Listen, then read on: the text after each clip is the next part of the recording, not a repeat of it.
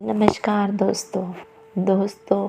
मृत्यु संसार का एक ऐसा सत्य है जिससे सभी को डर तो लगता है, परंतु इसके बारे में लोग ज़्यादा से ज़्यादा जानने के बारे में उत्सुक रहते हैं।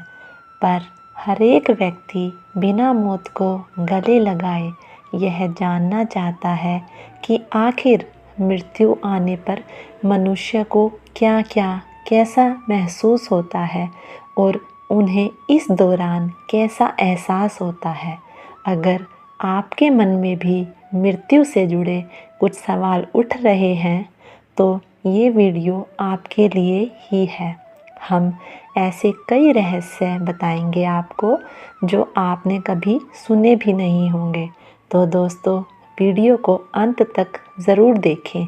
आज हम आपको बताएंगे कि अंतिम समय में क्या क्या मनुष्य को दिखाई देता है और क्या क्या होता है। तो वीडियो शुरू करते हैं। इससे पहले आप दोस्तों चैनल को सब्सक्राइब ज़रूर कर लें, क्योंकि आपका साथ ही हमें वीडियो बनाने में उत्साहित करता है। तो दोस्तों आइए शुरू करते हैं।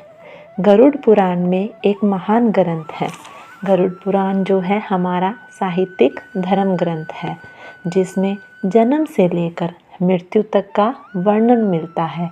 इसमें उन संकेतों वह अनुभव के बारे में पूरी तरह बताया गया है जो मृत्यु शैया पर मनुष्य लेटा हुआ होता है, वह किस प्रकार का अनुभव करता है। गरुड़ पुराण के अनुसार दोस्तों, मृत्यु के कुछ महीने पहले ही एहसास होने लगता है कि वह इस संसार को छोड़कर जाने वाला है।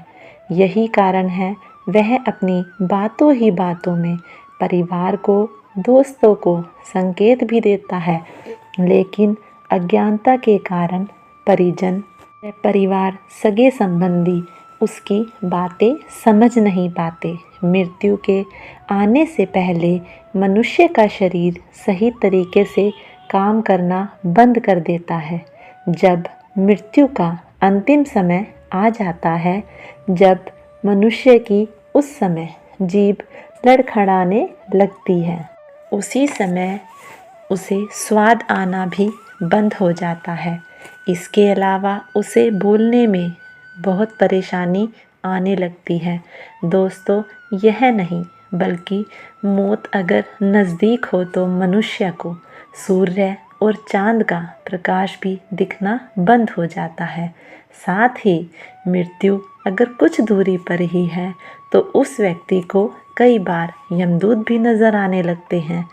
उसे ऐसा लगता है उसके आसपास सब उसे परेशान कर रहे हैं, लेकिन यमदूतों की परछाई उसे नज़र नहीं आती। दोस्तों, यही कारण है मृत्यु के अंतिम समय में वह पास खड़े लोगों से भी डरने लगता है और चीखता है, चिल्लाता है। गरुड़ पुराण के अनुसार जिस किसी मनुष्य की मृत्यु निकट होती है उसे अपनी परछाई भी दिखनी बंद हो जाती है। साथ ही साथ 24 घंटे पहले ही मनुष्य को आईने में अपना चेहरा भी दिखना बंद हो जाता है।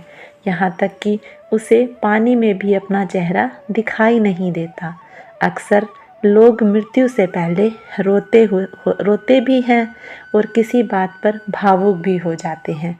ऐसा इसलिए होता है मित्रों, ऐसा कि व्यक्ति को उस समय अपने द्वारा किए गए सभी अच्छे बुरे काम जो उसने अपनी ज़िंदगी में किए हैं, अपनी लाइफ में किए हैं, उसे वह अपने बचपन, अपनी जवानी, अपना विवाह, नौकरी, उसे सब कुछ याद आने लग जाता है, जिससे वह बहुत ज़्यादा भावुक हो जाता है और वह सोचता है कि उसने इन सभी चीज़ों के लिए अपना सारा जीवन निकाल दिया।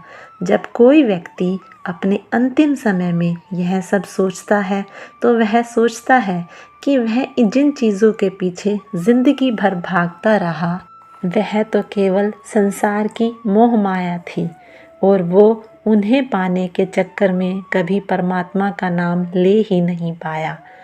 तो दोस्तों यह सोच सोचकर मनुष्य अपने अंतिम समय में भावुक होकर रोने भी लग जाता है और अपने द्वारा किए गए सभी कर्म, जो उसने किसी का बुरा किया, अच्छा किया, तो उसको वो भगवान से माफ़ी मांगता है अपने कर्मों के लिए।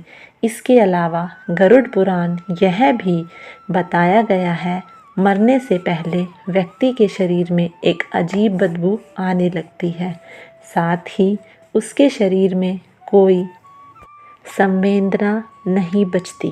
उस समय व्यक्ति को सुख दुख का ज्ञान भी नहीं रहता। वह केवल एक स्थिर मतलब पत्थर की तरह शरीर हो जाता है।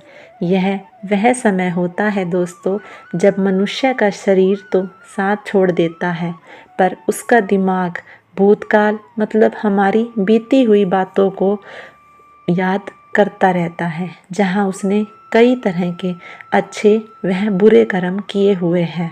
गरुड़ पुराण में इस बात का भी उल्लेख है कि जिन लोगों ने अपने जीवन में केवल बुरे कार्य ही किए हैं, उन्हें अपने अंतिम समय में कुछ भी दिखाई नहीं देता। उसे उसके आसपास बैठे लोग भी याद नहीं रहते।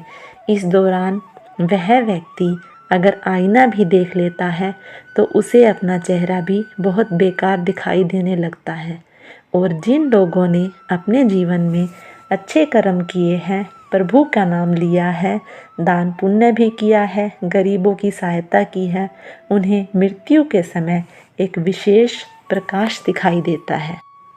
ऐसे व्यक्ति को मनुष्य मृत्यु के समय कोई कष्ट नहीं होता। ये सीधे भगवान के चरणों में चले जाते हैं और मुक्ति को प्राप्त कर लेते हैं। मित्रों, गरुड़ पुराण में यह भी बताया गया है, जो व्यक्ति संसार के मोह माया में फंस जाता है, उन्हें मृत्यु के समय बहुत कष्ट होते हैं, क्योंकि ऐसे लोग अपने घर परिवार परिजन वह अपने शरीर का त्याग नहीं करना चाहते।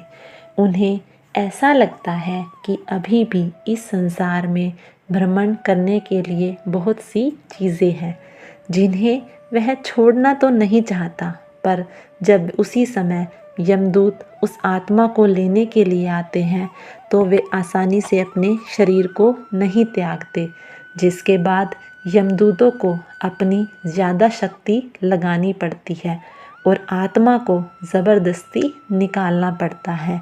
इस दौरान उस व्यक्ति को ज़्यादा से ज़्यादा कष्ट और दुखों का सामना करना पड़ता है और फिर उन्हें यमलोक की यात्रा पर ले जाया जाता है, जहाँ उसके पाप और पुण्य कि हमने अच्छे कर्म किए हैं या हमने बुरे कर्म किए हैं, उन सभी का हिसाब किया जाता है और उसी के अनुसार हमें सज़ा दी जाती है। जैसा मनुष्य का कर्म होता है, उसी के अनुसार मनुष्य की मुक्ति भी होती है और उसे सज़ा भी दी जाती है। इसीलिए मित्रों, हम तो यही कहेंगे कि आप अच्छे कर्म कीजिए, गरीबों की मदद कीजिए और ईश्वर का ध्यान लगाइए। धन्यवाद दोस्तों।